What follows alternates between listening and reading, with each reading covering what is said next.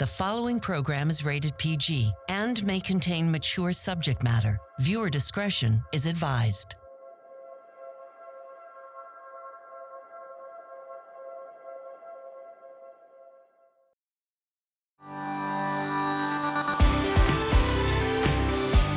The Super Channel Heart and Home After Show with special guests Kevin Smith, Viv Leacock, Eric Gao, and now the host of the Super Channel Heart and Home After Show, Elliott Wallach. You just watched episode 6 of season 10 of Calls the Heart. We're already halfway through the season. You guys believe that? It goes by quick, doesn't it? But what a great episode. It's fun to watch Lee and Rosemary, new parents, just going through all those steps that a lot of us did. Baby names. What are we going to name this beautiful little girl? Took a little bit of a journey to get there, and then they landed on solid gold. Let's take a look. Oh, hello, baby Myrtle. Oh, we've actually changed it to Gussie. Gussie. Yeah, Gussie. Gussie? Yeah. That was Dimple. when was it ever Dimple? For a moment there, after my great aunt Dimple from Ohio. You remember? I told you about her. Yes. Your family has so many unique names that I'm only hearing about now. Well, whatever your name is, I'm sure it will be beautiful, just like you. See you later. Bye-bye. Dimple. Did you have any input into those names? I wanted Swampy. And no, I love nicknames, but real name is not my thing. So there were a lot of them though. We played around with a lot of different names. And as story-wise, it's kind of fun to sort of bump and stagger on that for a while. But in the end, I don't know if Pascal's already told this story, but we were on set one day, season 9 or early 10 maybe, and the writer, Lindsay, the showrunner, emailed and told us what the name was going to be, and it was like a bolt of lightning. It's like, oh my God, it's the most perfect name ever. It couldn't be better. It really couldn't be any better. Goldie. Oh my gosh, it just sounds right. Goldie Coulter. And anyway, it was sort of a perfect fit. She told us that it was named after, I think it was named after the daughter of somebody she knew. A neighbor or something like that. I forget the story. I have to ask Pascal. But it was perfect. Right away, we both just kind of went, Perfect. yeah. I would like to introduce you all to Goldie. Hi. Hi, sweetie. Marigold Elizabeth Coulter. So also in this episode, there's some serious moments. Rosemary is struggling with the loss of her mom. Mm-hmm. Why do you think that having this new baby has brought up some of these feelings of grief for her? Kids will bring out emotions. Kids will bring out anything that you think you've buried and demand to be heard. And because kids demand all your best, to be your best, you kind of got to deal with some of your dirty laundry. And I think, not that this is dirty laundry, but this is, something from the past that she'd managed to sweep under the carpet. She didn't really deal with it. So I think that if you want to start from a place of honesty with a kid, you kind of got to clean slate it. And to do that, you got to clean the slate. So I think that's what we're doing here. Let's take a look at a clip of them working through Yes, let's. Elizabeth said that sometimes mementos can be helpful when you're grieving someone. I kept saying Mentos when we were shooting that. Maybe we should have a look.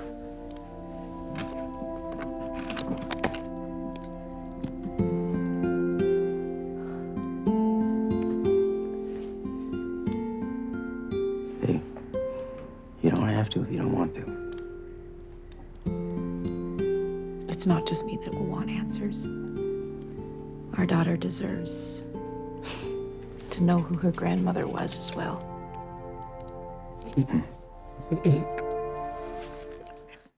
That's one of my questions. Where's the picture from? That picture? It was some very bad photocopying and some cut and pasting. I could have done better with a crayon. The prop department's going to see this.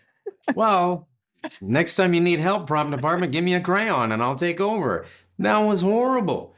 It looked like they superimposed it onto a monkey or something. It was so bad. It did not. It kind of did. It looked like they tried to take the worst picture of Rosemary and just cut around the side of her face and then plop it onto. I don't know. I shouldn't rag on my own prop department. No, it was interesting. I'm surprised they actually it wasn't like a practical they joke. zoomed in on it. No, I was like, is this a practical joke?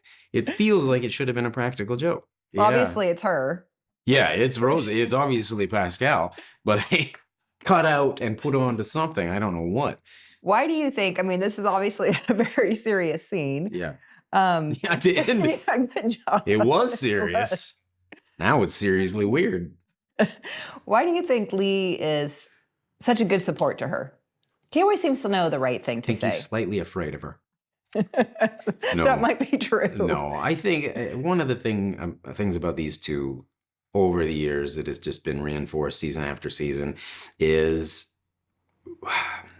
with all the best couples, like I'm going through this with my kids as we speak, just trying to coach them through life and how to meet people and partners and stuff. And I've always thought that the best partner or an indication that you're with somebody that you should be with is that they bring out the best in you. They support the best in you. You know, they don't make you better, but they allow you the space to make yourself better. And I think these two in particular have each other's backs, and they can, when one is sort of flailing a little bit, they can come and support that person where they need, not just randomly, but where it needs to be supported. And I think that they both kind of go up and down. Lee can be very confident and capable, and then sometimes he can be lost. Rosemary is Rosemary, and sometimes needs some settling down and some grounding. And I think Lee really helps out a lot with that. She's quite dramatic and he's more pragmatic. It's a very nice dance that they do. And I think that they really complement each other well and give each other the space to be the best that they can be. Why do you think it's important to have a relationship like that depicted on a TV show? Boof. Well, without getting dour, let's face it, life is hard enough as it is. On your own, it seems almost insurmountable, but sharing the burden, it's hard to underestimate just how big a relief that can be. I mean, that's the whole premise of this show, is a town coming together to help one another through tough times. I mean, that's the whole premise of this show. And I wouldn't say I'm antisocial, but the things I like to do in life are solo. I like to write, I like to read, I like to go to the gym. Those are all things I do by myself. I have to seek out more kind of public situations because I benefit enormously from being social. And I think that this town, this whole story is about people coming together and helping one another. And I think that, to take it back to Lee and Rosemary, I think that that's a microcosm of what the whole story is. Each individual story seems to circulate around that basic theme. So I think that's what makes them tick. I think it's what makes the town tick. Yeah, there's another couple that's sort of new to the town, which are the Canfields. And that's another... No, only Lee and Rosemary. They're not as good. I'm sorry. No, obviously the Canfields, same thing. I mean, everybody comes to town. Were you going somewhere else with that question before I tried to make a joke of it? No, I was actually going to set up a segue to a clip. Fire away. Give me your segue before I so rudely interrupted. It's okay. It's just, It wasn't that funny a joke anyway.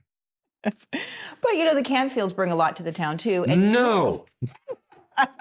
When a joke fails, double down. There's got to be humor here somewhere. Just dig in. Okay, when the Canfields come to town. You get to work with Joseph. How has that been, working with Viv?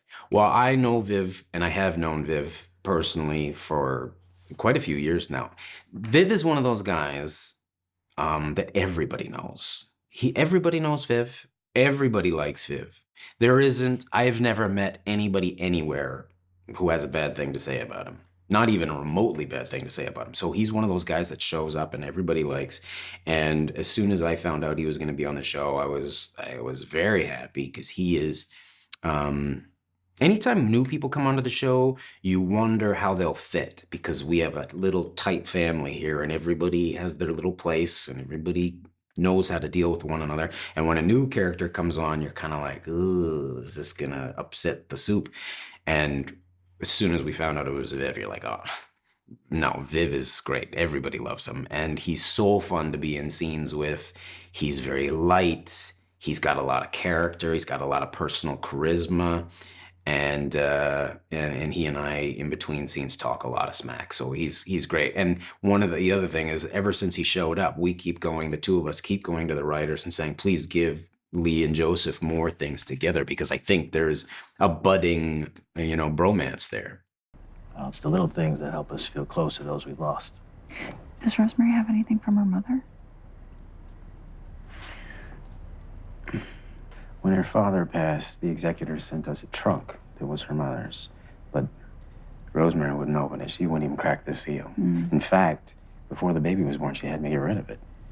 Is that the trunk you asked me to get rid of? Do you still have it? One of the main jobs that you have in town is being a pastor. Do you find that people are approaching you in your real life? They see you as a pastor? Funnily enough, yeah. I actually have, I've been giving people advice in life since I was about 10 years old. I just have a knack for understanding relationship stuff.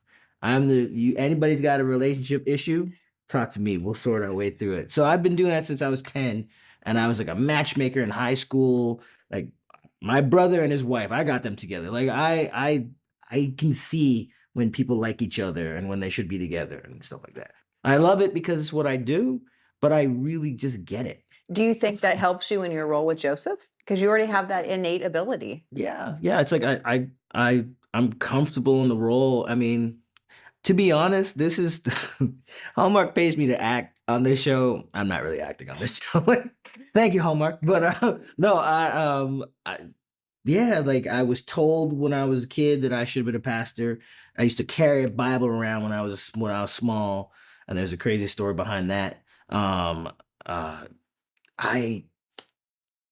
don't know why. I just feel comfortable engaging with folks, and like I can listen and hear and understand, and yeah. So, and I'm working with my kids, and then Natasha Burnett and I, we click so well, and we've adopted her into our family, and it's all been very cool and very easy. And the folks I get to act with on this show, man, we're hanging out and we're all good friends in real life. So yeah, how has it been working with Natasha? Oh, like how would you describe her? I call her up randomly and just say thank you. And she's like, for what? I'm like, because this is such a great opportunity that could have been like marred by the fact that I like got hooked up with someone that we just didn't see eye to eye, or we don't have the same acting style, or like we just didn't get along. That is possible. Like everything lined up. She's super funny, and I'm forever trying to mimic her accent because she's from the UK, right? So I'm always trying to do that, and she's like, "Mate, no, stop, stop! I can't help it." Whenever she's around, I'm just like, "Yeah, well, oh, right, yeah, lovely." I'm doing all that, and I can't stop it when she's around. As soon as she's around, I'm trying to emulate her, and I can't do it. I was surprised when I heard her talk because her voice is very distinct on the show. Yeah. And then it's so different in real life. It's so different. Yeah, she starts talking, and I'm like, say it again. Like everything. Well, I think that definitely translates on the screen. Yeah. Let's take a look at a clip of the two of you together. All right. Well, it looks like everybody liked both our sauces. Should we count up the votes? Or we could declare it a tie. Did I hear there were two sauces? Must have missed that because I mixed them together and they were delicious. St. Louis and Kansas City? And a little Hope Valley. Everybody, to Minnie and Joseph. Jack Wagner. How is it working with Dean Jack? Steeler. You know what? He brings like all the experience.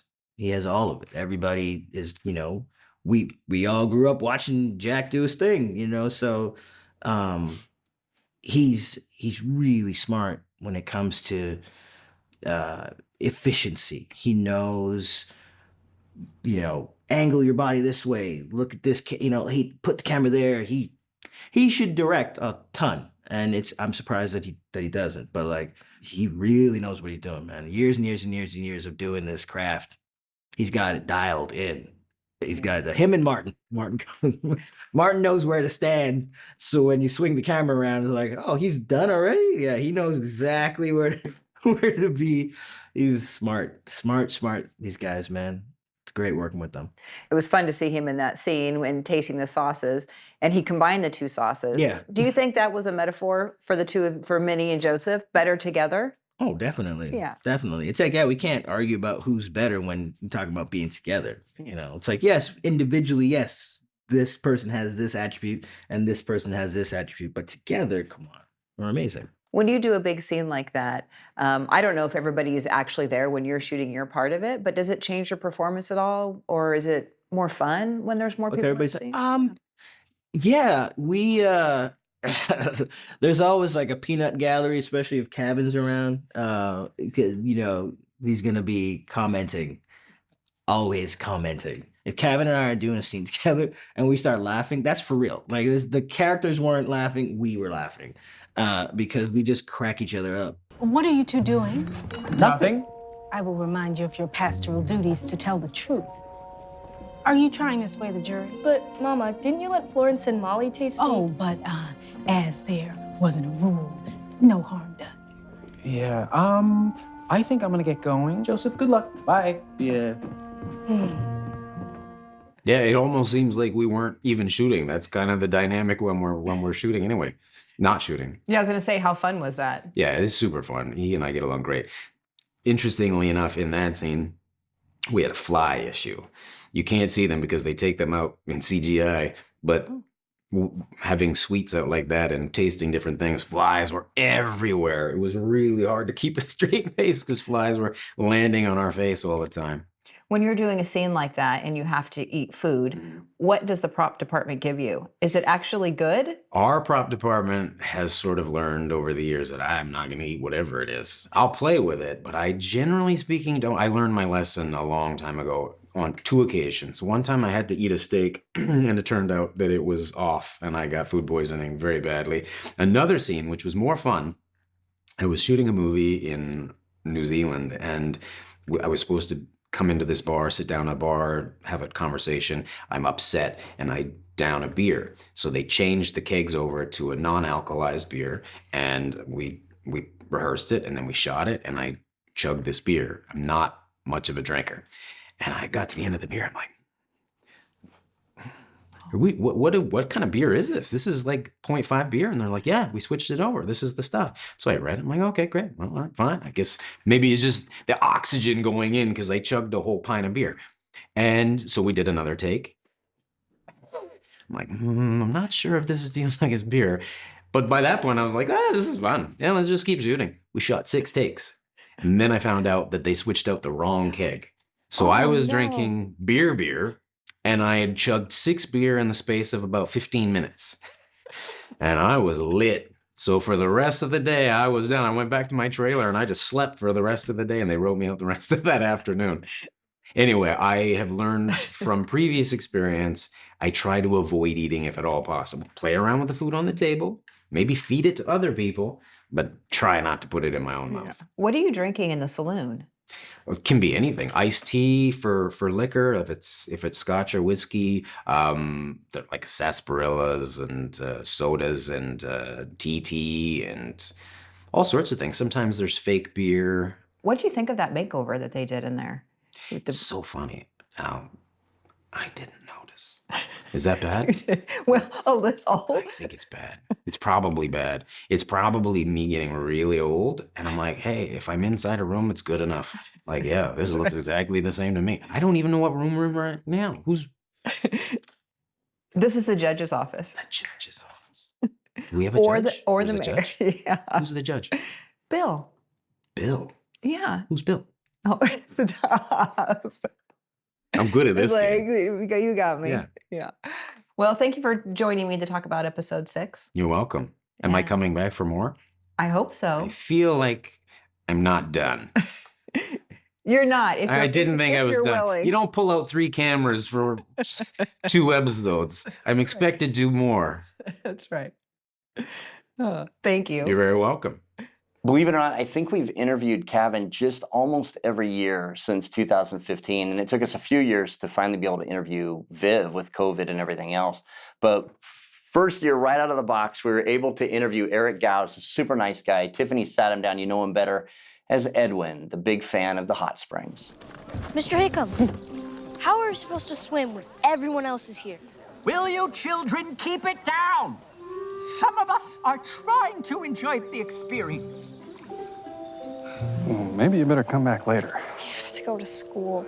That is a problem, because the tourists come here for the hot springs. We're the ones who discovered the hot springs in the first place. This is so unfair. Nothing wrong with that behavior. Perfectly fine. Why do you think he's so uptight? I think Edwin has a lot going on. And to find that little oasis, that little quiet space, wanting to just hold on to that probably helps. Probably someone who could have used the spa and the hot springs a good 15 to 20 years beforehand. So, but when you discover it, you want to just hold on to it.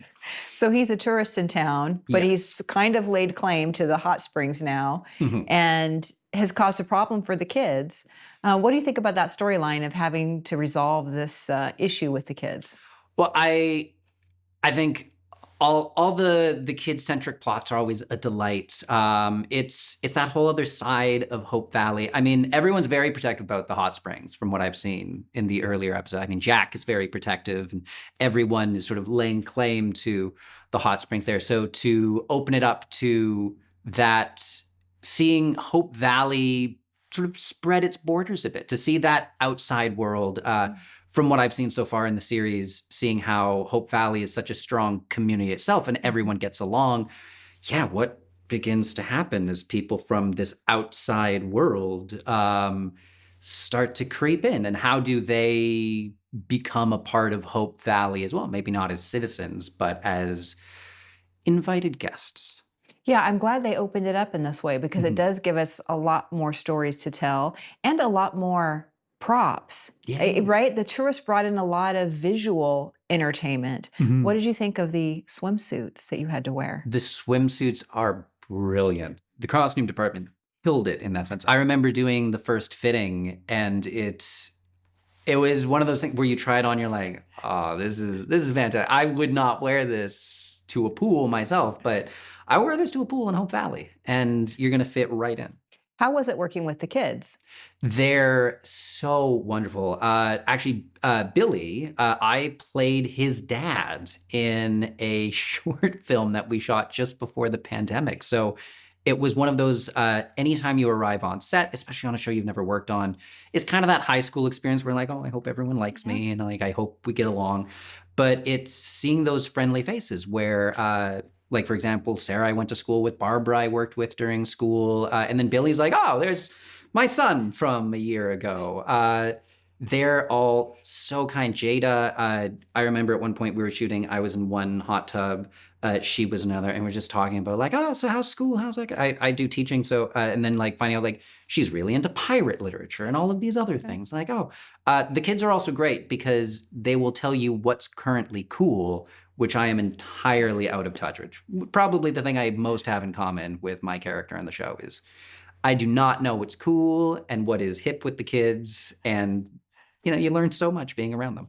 So how did you end up on When Calls the Heart? I mean, I feel like it's that Carnegie Hall question, like practice, practice, practice, but more practically, auditioning. There's a lot of talented folks in Vancouver, and I was very lucky that I had the opportunity to audition and that I was chosen for the episode out of all the folks with mustaches at the time.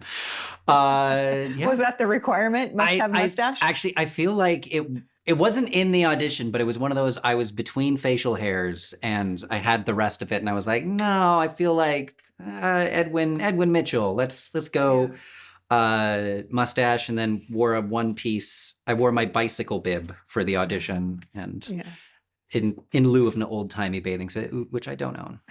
What was the scene that you had to audition? I had to audition with the in the pool, and then I think it's talking with Cooper.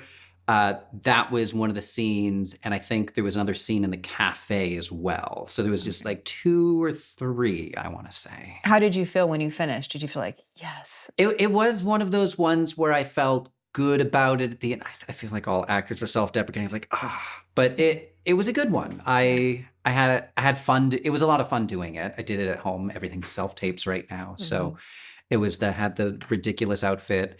It's the second When Calls the Heart audition I'd had as well. And, felt good about that. What else did you audition for? The Mountie who delivers Scout to Nathan. Oh, yeah. I remember that as well. That was the first time I auditioned for When Calls the Heart. So I started watching the show then. So by the time, I think it was a month or 2 later that I auditioned for Edwin, I'd gotten a little bit into the series and been watching more. Like, okay, I think I know what this is about now. Yeah. Well, this was great. Actually, it's good that you didn't get the first one because this role is so much bigger. Yeah. Right? Well, it's also one of those ones where every once in a while, you'll see in the auditions where you're like, persnickety man at a spa. Yeah, I feel like, okay, I can do that. Yeah. What did you think when you first came on the set? What was your impression? Fantastic in the sense of for fans who are familiar with other parts of Canada, there's a small sort of like mining ghost town called Barkerville, and I used to go there as a kid, and it very similar to the whole setup here, where it's sort of like an interactive sort of frontier town. So coming on the set, I didn't realize the actual scope of what exists in Hope Valley in the sense like, oh, this is all here all the time. I mean, we're in the judge's office right now, which is in a building that looks like a judge's office. Inside, it's a judge's office. So it's very different from walking into a studio where it's just a giant industrial building, and inside all the magic happens. The magic happens inside and outside. Does it help inform your character when you came, and does it help you get into character? Absolutely. I'm not at all a method actor, and time travel doesn't exist. But to get to where the amazing costumes, the props departments are incredible. Everyone from production down to crew, it's amazing, the full world. One of my favorite things to do, because I remember my first day on set in the scene, I think I'm reading a newspaper, and I always love being on sets where when the props department has full articles. So I was able to read everything that's going on in Hope Valley. I remember reading like little Rosemary's advice column. I think there was an little etiquette section there as well. I think, is it Florence's? Yeah. Well, yes, that's right. Florence was going to do something about etiquette. Yes. She was perturbed that people didn't have good etiquette in town. But it's great reading all the articles, and it's an immersive world that's creative. Do you see a place for your character maybe in the future? I mean, who can say? I wouldn't spoil anything, but I think there's always a place for someone who can just point things out in a way that just takes the air out of a room. So I'm sure that can create a lot of fun situations should Edwin stick around. Well, thank you for taking the time to sit down and talk with me about episode 6. It was great meeting you. Lovely meeting you as well. I hope we get to see a lot of Edwin. I think he's a fun character.